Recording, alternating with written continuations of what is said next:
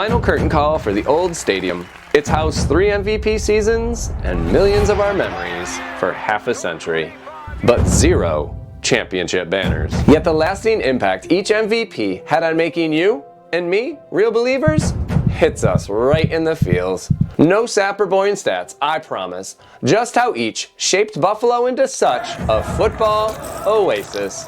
Because when you cross Abbott Road to enter our new Mecca, gaze back at the vacant lot, a torn down stadium, gone. You'll stop to reminisce, observe the distance traveled, and appreciate the lasting memories. But what if the last meaningful memory is still there for the taking? A newly merged NFL is where our narrative begins. Can the Buffalo Bills even survive? An unknown withering franchise whose lone AFL championship is overshadowed by the uber-competitive NFL and playing their games in a deteriorating stadium. Drawing the attention of NFL fans undoubtedly happens when a player rushes for 2,003 yards in a season, but doing it in just 14 games? Now that's just rich. Not here to glorify his NFL career, the permanent asterisks beside the name for the crimes speak louder than these accolades. But the MVP season from OJ Simpson brought the blue-collar driven city of Buffalo to the forefront. It set things in motion, awakening this fan base and city that was in dire hopes. The new O-line, aka the Electric Company, always turned on the juice. It was like opening the gates into a new world, and once we stepped through, there was no going back. However, these gates may have never been built. Threats to move the team to Seattle, as owner Ralph Wilson Jr. was going to pack up the team and move if the city didn't meet the NFL's new attendance policy.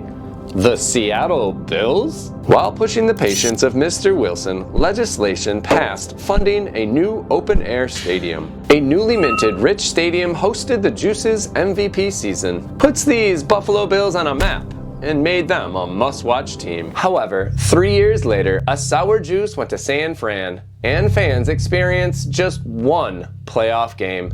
And real success as a team was, well, missing, leaving fans wanting a bit more. To the demise of the 70s slight rise was the 80s hard fall. How can you ask your fans to stay so loyal after only one playoff victory? And a decade in the new confines, you've yet to host a playoff game. Make them want to shout! A rich talent pool arrives to the rich due to the dismally displayed 80s, acquiring our second MVP in Thurman Thomas, the engine behind a no-huddle K-gun offense. This, of course, after all the bickering stops. A fleeting comfort was the 91 season. Players and fans alike struggled with this, our first verse of a quadruple heartache. Indeed, those losses were quite rough. But where would you rather be? Right here? Let's play it now! Now adding a raucous 12th man to host parties every given Sunday, we post an impressive record, host 3 AFC Championship games. Thurman's team ignites a starving fan base, now wanting all the glory. Years later, we get to see a legacy left of 78, 12, and 34. But sadly, missing next to those numbers is the championship banner. How do we keep coming back again? And again, and again, and again. Fight on, my men. I am hurt, but I am not slain. The identity of endurance, reflected in Marv Levy's words, continued to shape both players and loyal fans. After all, our yearly scheduled stress-filled character-building defeats are hard to ignore. You see, this character-building loyalty is what defines and unites us as Bills fans. Unfortunately, the 90s dominance couldn't last forever.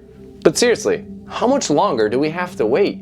To be crowned a champion, maybe you need that MVP to be the quarterback.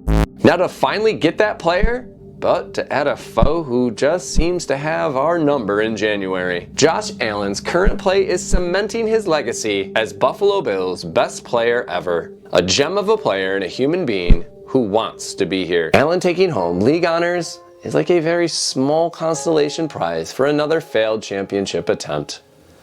It feels like we've lost 4 Super Bowls again.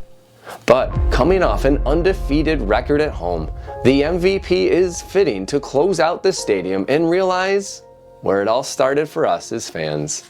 From Juice to Josh. Dear Rich, is it okay we still call you Rich? You've had a few name changes. Your 52nd and final season, built in '73 to keep the team from relocating. But little did you know the effect it would have with us, the fans.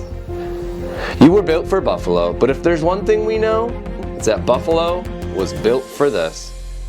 We don't make the throws, the tackles, or the kicks. We love this team. And our love isn't tied to a player or a memory or even a stadium.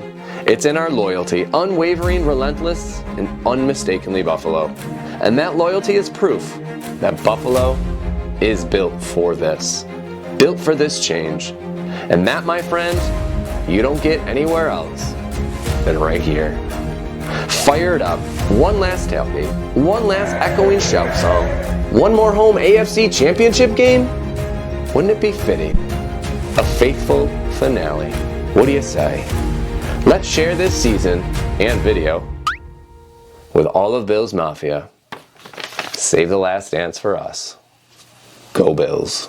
After all those years, to see the team go to the Super Bowl, they play hard all year.